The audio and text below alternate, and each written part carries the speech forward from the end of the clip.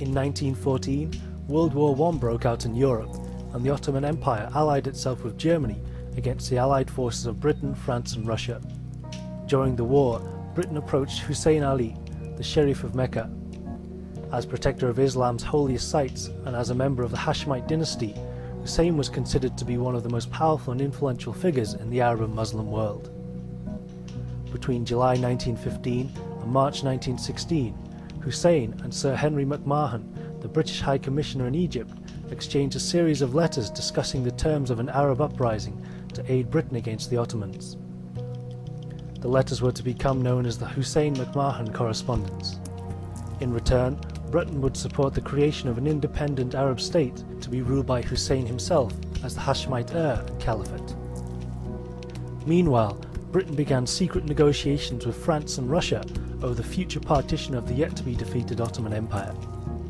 By May 1916, the British MP Sir Mark Sykes and French diplomat Charles-François Georges Picot had come to a final signed agreement.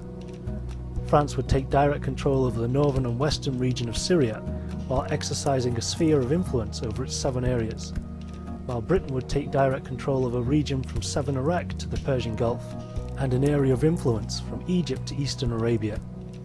The agreement also recognized Russia's claims to eastern Anatolia, north of Syria, while Jerusalem and Palestine itself was marked as an international zone to come under international rule. In June 1916, Faisal al-Hussein, the third son of the Sharif, declared the start of the Arab revolt. Faisal led a small Arab army with the help of T. Lawrence, or Lawrence of Arabia as he would become known, and the British Expeditionary Force from Egypt, began reclaiming areas of Palestine and Syria. But before Faisal and the British were able to liberate Damascus in October of 1918, two things would sour the Sharif's and Faisal's ambitions for Arab independence.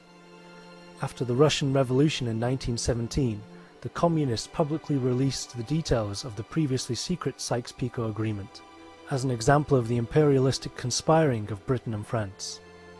Then in November 1917, Britain issued the Balfour Declaration.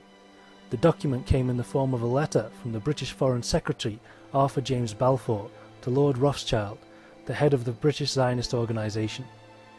The letter stated Britain's support for the establishment of a Jewish homeland in Palestine.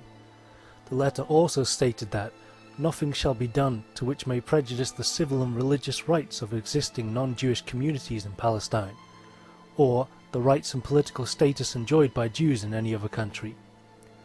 Both the Sykes-Picot Agreement and the Balfour Declaration seemed to contradict the assurances Britain had made to the Sharif in the Hussein-McMahon Correspondence and their promises of Arab independence.